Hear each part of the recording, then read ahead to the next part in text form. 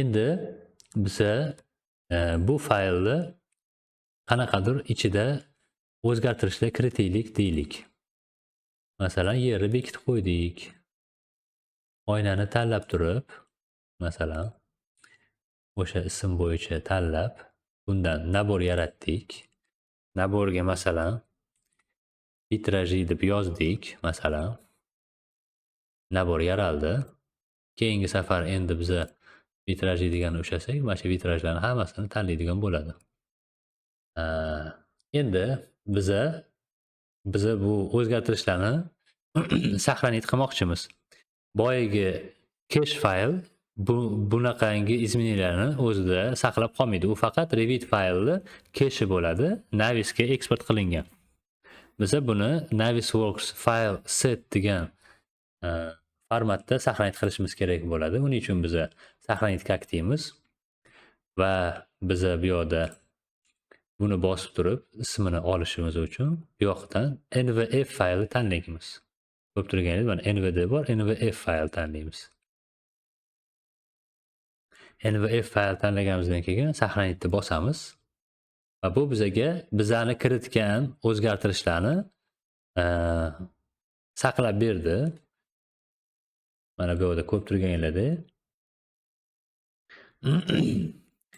Revit faylimiz 167.000 kilobayt, Navisworks cache 20.000 kilobayt, NVF fayl setimiz bo'lsa bor yo'q 47 kilobayt. Sababi bizada bu yerda bor yo'q ikkita dona izmeniylar bor. Bu bizada yerni bekitish va bitta dona naborimiz bor bu yerda.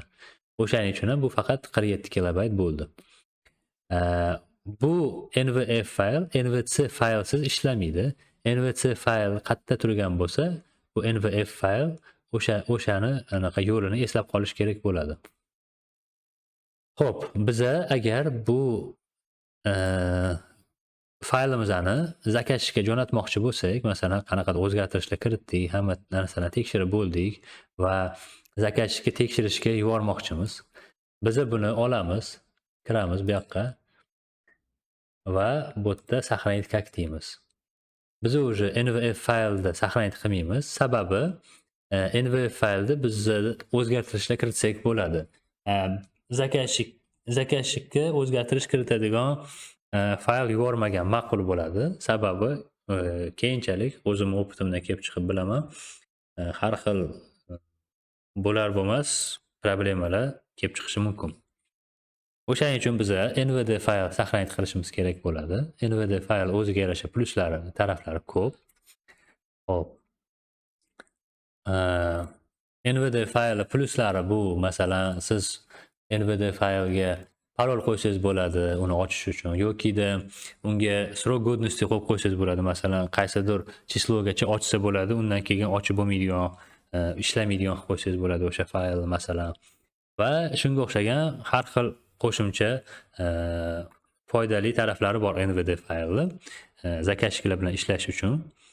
O'shaning uchun NVD fayl saqlanib bo'ladi. Bu asosan shu biznes tarafdan o'ylangan format hisoblanadi.